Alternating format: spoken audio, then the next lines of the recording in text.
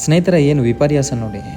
ಕಾಡಿನ ಬಲಿಷ್ಠ ಮತ್ತು ವ್ಯಾಘ್ರ ಪ್ರಾಣಿ ಹುಲಿಯೂ ಕೂಡ ತನ್ನತನವನ್ನು ಕಳೆದುಕೊಂಡಾಗ ಯಾರೋ ಕೊಡುವ ಒಂದು ತುಂಡು ಮಾಂಸಕ್ಕಾಗಿ, ಫೀಡಿಂಗ್ ಬಾಟ್ಲ್ನ ಹಾಲಿಗಾಗಿ ಕಾಯಬೇಕು ಮತ್ತು ಅವರು ಹೇಳಿದಂತೆ ಕೇಳಬೇಕು. ಇಷ್ಟೇ ಜೀವನ. ಸ್ವಾಭಿಮಾನ, ನಮ್ಮತನ ಗಟ್ಟಿಯಾಗಿದ್ದಾಗ ಯಾರ ಮುಂದೆಯೂ ತಲೆ ಬಾಗಬೇಕಾಗಿಲ್ಲ, ಯಾರ ಮುಂದೆಯೂ ಕೈ ಕಟ್ಟಬೇಕಾಗಿಲ್ಲ. ನೀವು ಹುಲಿಯಾಗಿದ್ದೀರಾ, ಇಲಿಯಾಗಿದ್ದೀರಾ ಅನ್ನೋದಲ್ಲ ಮ್ಯಾಟರ್.